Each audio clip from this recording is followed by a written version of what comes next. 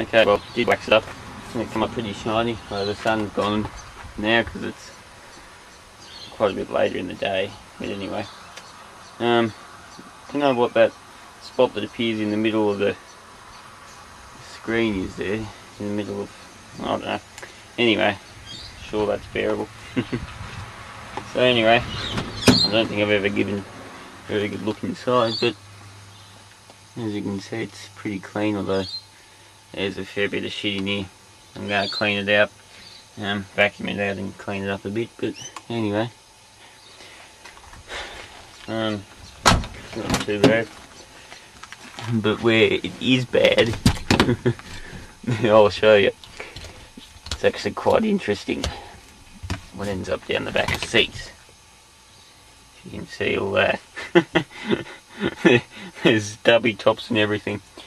Looks a fair bit of water or something there. I don't know whether that's coming up from the road or whether that's something's been spilt down there, who knows.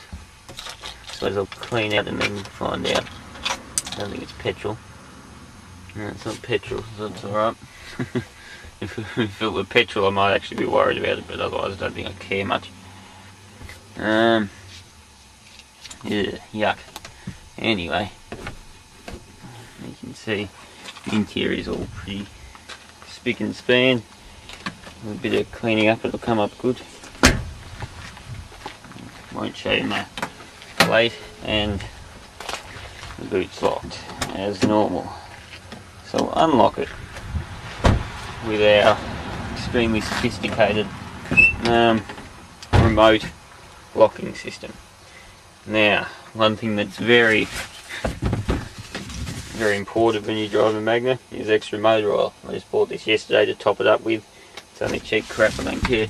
And coolant's pretty crucial as well.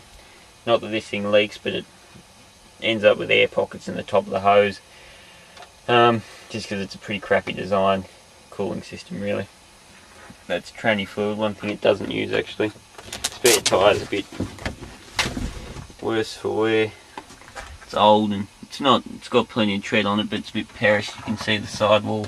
It's actually got quite a long crack in it there, but you know, it's not very good.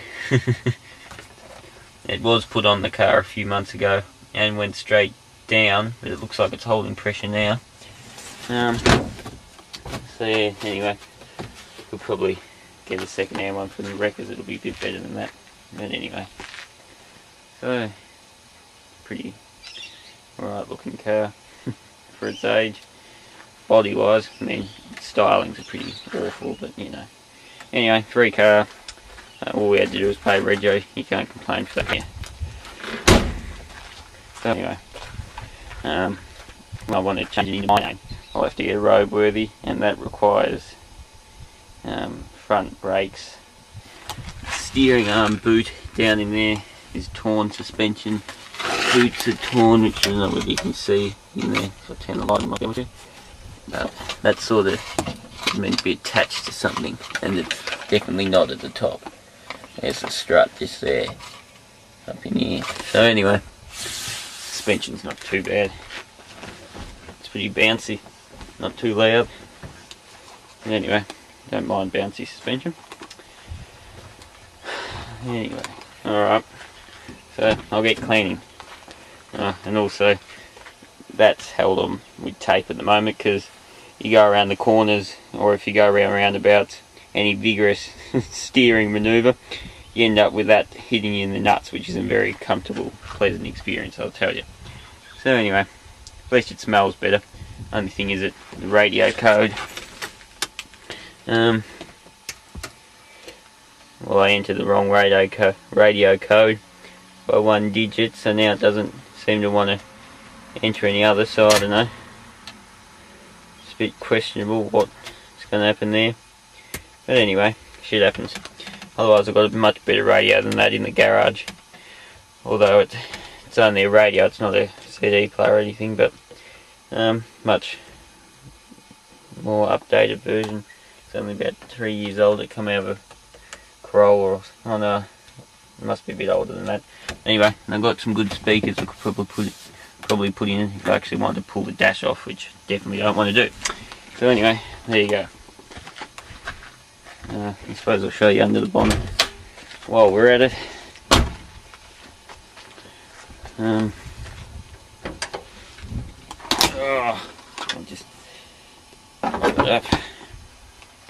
And a bit of an oil leak. I think it actually leaks oil, not on the head gasket itself, but where the end of the timing chain runs up here. So of course the compartment goes around, and I reckon it leaks oil out of there, and also out of the rocker cover gasket or seal. It's not a gasket this end. As I said before, fixed the exhaust leak, and yeah, I think I actually added all those things before. I've just been out for another drive. It's probably done quite a lot of K's since yesterday. Went all the way around Frankston to the beach there, foreshore, whatever you want to call it. So we've done 100 K's since yesterday. I'm just going to take it around the side so it's out of the way. Don't know whether I mentioned the radio before, but that, well, I entered the wrong code. I don't know whether I mentioned it. And now it won't clear, so I'll just leave the battery disconnected for the night. Anyway, so let's go. Nice noise from oil pump. I don't think I'll make it around that corner actually, so we'll go straight back. Alright.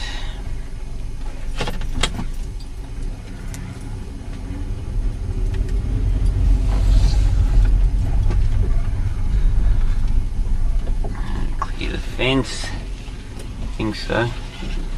Oh, there we go. That's better. It's a bit more protected here with the tree. Don't think I meant to tell you, but what I was trying to say before the battery ran out was that the dog got run over on Christmas Eve, which, you know, probably isn't, you know, the most ideal day. You'd think that maybe luck wouldn't strike like that, but, you know, or bad luck as it may be, but anyway, we live on a fairly busy road, and he broke off his chain, so, you know, it was bound to happen. But, you know, anyway, such is life.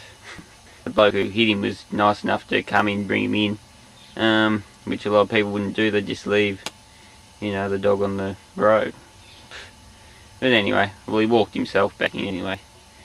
But by the time he got to the vet, he was just in shock, and, you know, didn't make it anyway. But, you know, shit happens, I suppose, doesn't it? He had a good life up until that point. AU Falcon, up until, you know, but anyway, oh well, shit happens. So, that's that. So I suppose I'll go and upload this video. Thanks for watching.